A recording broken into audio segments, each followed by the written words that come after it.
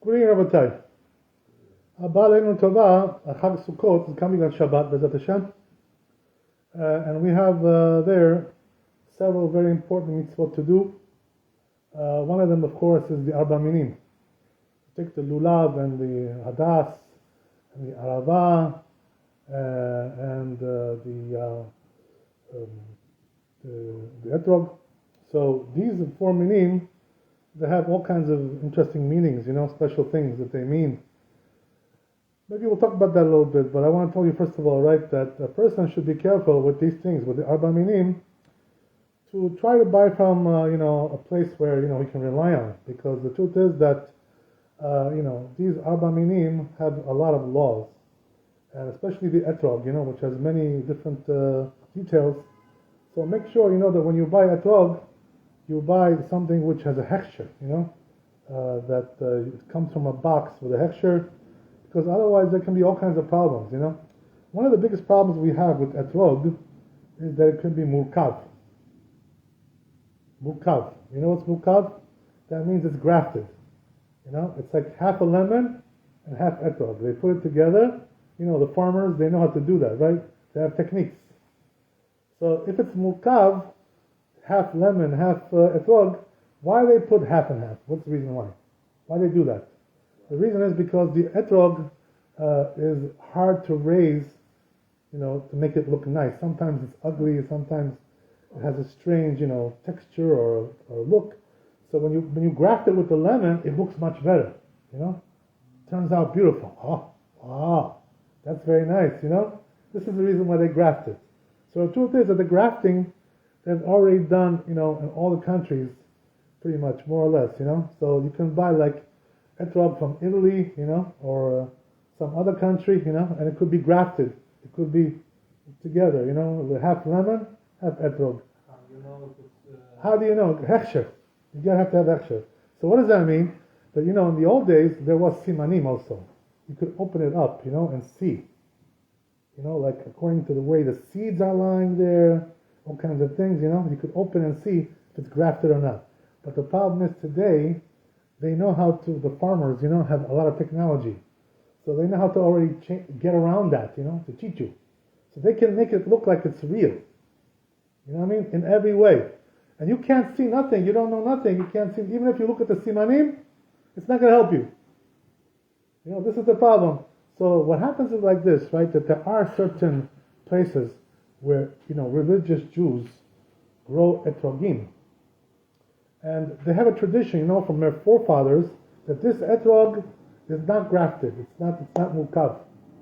So therefore, when you have a hechsher on it, it shows you, right, that this family has a tradition, that there's no monkey business with this tree, right? This orchard was a kosher orchard, all the way from his, fathers, forefathers, whatever it is, right? And therefore, the etrog is kosher. So make sure, that you buy something with a hechsher. The truth is, nowadays, today, tell you something interesting, in Israel, a new fashion came in over there, right? A new trend, they say, right? I don't know if I should call it a fashion. It's not a fashion, but the trend is, that a lot of people are buying etrog temani. What does that mean, temani? It's grown in Yemen, and imported from there, right? Yeah, whatever. It could be big, could be small. It's not the size. Usually, temani, it doesn't have piton, doesn't have piton. The green one, I guess. No, it could be also yellow, but it doesn't have piton, So they asked one time the Chazon Ish, is it kosher, this temani, because it doesn't look like the other etrogim. So the Chazon Ish said it's kosher, but not only is it kosher, the truth is, that they say that this is the best one. Why is this the best one? Because in Teman, in Yemen, they didn't have the technology of grafting over there. They didn't do grafting, They're more simple people, more pashut, simple farmers, from the old country, what I mean? So they don't do this kind of stuff over there, you understand? So this is the reason why they say Temani is the best, because it's not grafted.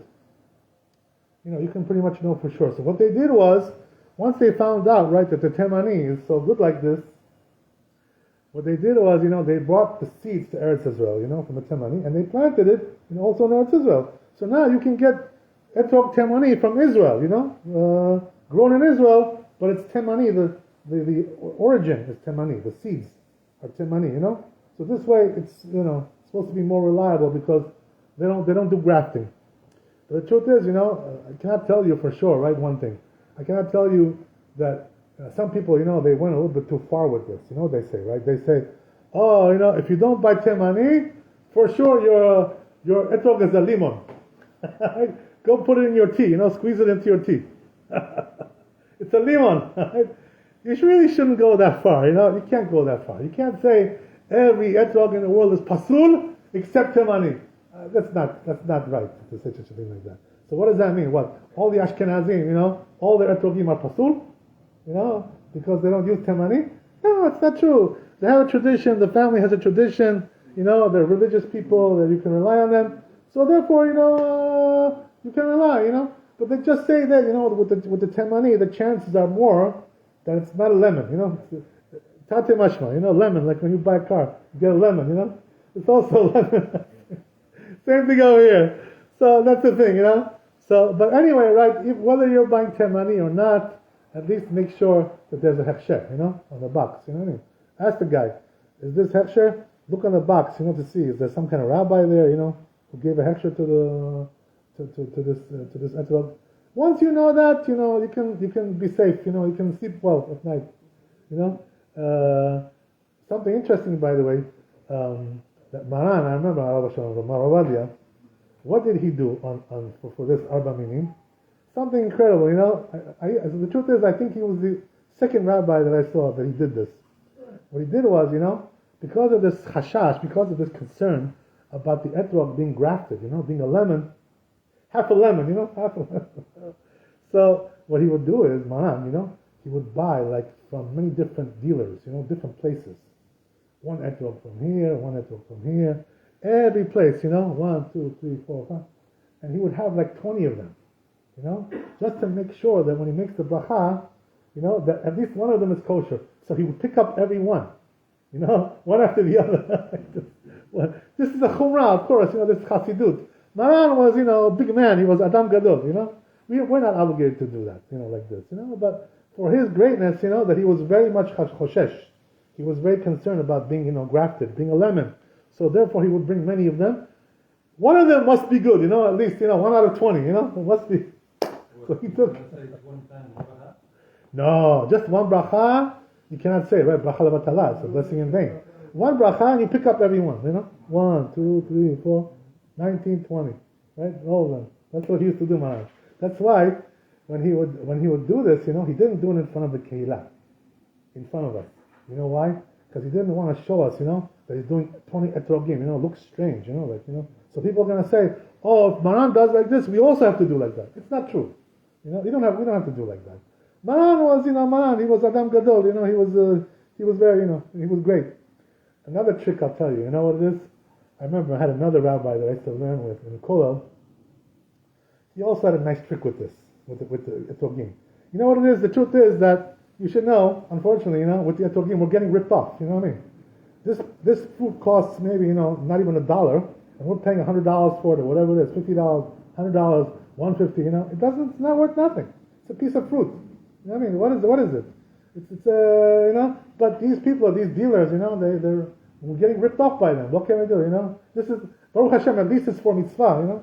So Hashem, they say, that whatever you spend for the mitzvah, for the Chag, HaKadosh Baruch Hu will pay you back.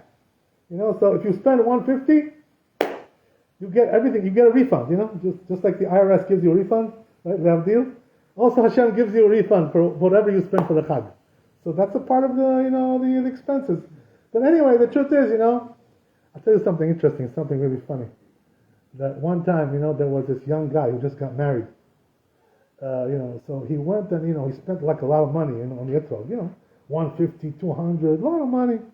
So what happened was that then, right, he came to his rabbi, and he showed him this etrog, tells him, how much did you spend? $200. Oh, he says, let me ask you a question. He says, the rabbi tells him, he says, did you buy your wife a dress for the holiday? Some clothing, some jewelry? So he says, no, Rabbi, no more money left. So he says, you know what, it would have been better if if you would have bought an etrog for $20, $50, and buy your wife something also. You know what I mean? For the holiday, it's a mitzvah. It says in the Talmud, right, that a person should buy for the Chagim, the regalim, Sukkot, Pesach, Shavuot, should buy things for his wife also, So why are you spending all your money for etrog, costs $200, and then you have nothing for your wife, no jewelry, no nothing? You can't even buy her something, something silver, whatever, buy her something, get her something nice. What kind of thing is that, right? They say, the Chazal, that everybody has, for the Chag, everybody has their own simcha, the man, the woman, and the child. What's the simcha of the man? To eat basar and yan, to have nice steaks, good meat, roasts, with good wine, and this is the simcha for the men, right? For the women, what is it? Nice clothing and jewelry. That's what makes them samech. They don't get so much simcha from steaks like we do, We like the steaks, We love that stuff. Okay, fine, right? For each one, to each his own. What about the children? They say for the children, you should buy treats, the candies and all kinds of stuff that they like to eat, they like to snack on, snack foods, make them happy with that kind of stuff. That's what makes them happy, to eat snacks, all kinds of things, bamba, bisli, gisli, right, all kinds of stuff. Make them happy, buy them some candies, bring them all kinds of things that they like, that makes them happy. So each one has his own simcha, So what does that mean? Don't just think about yourself, don't be selfish, What about your wife? What about your children? Did you take care of them? Well, one more thing, I want to tell you, we'll do Arvit B'Zadishan.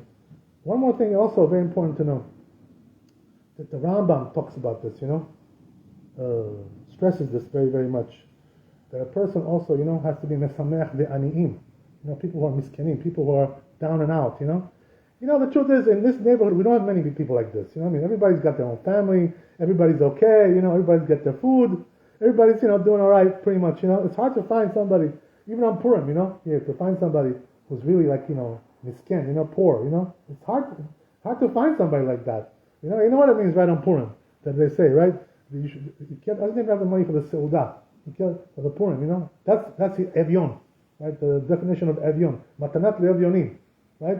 It's not Ani. Ani is a higher level, Evyon is even lower, he's even more poor, and then there's also Mach, which is even more, like the worst, down and out, the pits, what I mean? We don't have people like that so much today. So the truth is, but nevertheless, a person, if he knows somebody, who doesn't have a family, who's by himself, a Jew, living by himself, he doesn't have somebody to go to, so we should invite him, This is the great thing about the holiday, The greatest thing is to make people happy, the miskanim, the evyonim, the poor, right? And people who have no family, they're disadvantaged. There are some people also, there are some women who are almanah, they're widows, they have nobody, they're alone. So it's, the Rambam says, if you don't do this, to take care, of your community here, people like this that need help, to invite them, he says you're just a selfish person, who wants to fill up his stomach. This is not a mitzvah. You know what I mean? So a person should be careful about that. But anyway, right, getting back to what we said, I want to tell you what this rabbi used to do, which was a nice trick. As we said, right, with etrog you get ripped off. What can you do, right? That's c'est la vie, right? That's such is life. But there's a way he used to, pull a trick, this rabbi, in order to avoid this. What would he do? We lived in Jerusalem at that time. So what he would do is, right before the holiday, like 1 hour, 2 hours, he would go to the shuk, to the market, and he would buy the etrog then. Why? Because everybody now is giving up, they're all going home, so they're bringing the prices down, they'll sell you for $5, instead of $50, because they're desperate now. That's what he would do. What he would do is, just like Maran, I told you, right, he used to have like 20 etrogim. So what this rabbi would do is, he would go right before the Chag, 2 hours, 1 hour, to the shuk, and buy like 20 etrogim, for $50. Because every now the prices are really, really low, right? You guys know, everybody's a businessman over here. So this is the way it works, what I mean? You get close to the Chag, the prices go down. So if you want to do that, right, and save some money, maybe you'll succeed, B'ezrat Hashem, God willing. Baruch Adonai le'olam, amen, amen. Chag kasher v'sameach.